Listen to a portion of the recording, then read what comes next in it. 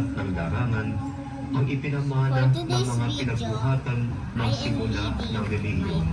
Sa pamamagitan ni Jesucristo, kasama ng Espiritu Santo, magpasawalang hanggan. Amen. Pagbasa mula sa mga gawa ng mga apostol. Noong mga araw na iyon, sinimulang isigil ni Haring Herodes ang ilang kaanib ng simbahan.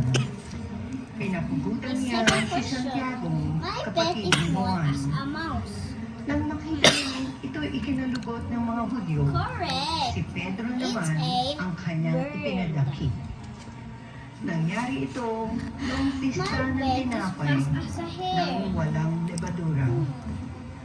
Pagkadakip kay Pedro, ito'y ikinulong at pinabantayan sa 4 na pangkat ng tig-4 na kawan. Ang balak ni Herodes ay iharap siya sa bayan pagkatapos ng pista. Kaya nanatiling nakabilanggo si Pedro. Samantala, siya'y taimtim na ipinananalangin ng simbahan. Gabi noon, si Pedro ay natutulog sa pagitan ng 2 kawal. Gapos siya ng 2 tanikala at may mga tanod pa sa harap ng pinto ng bilang lupa. Siya'y nakadakdang iharap ni Herodes sa bayang kinabukasan. Walang ano'y lumitaw ang isang anghel ng Panginoon at nagliwanag na mabuti sa silid-pitan.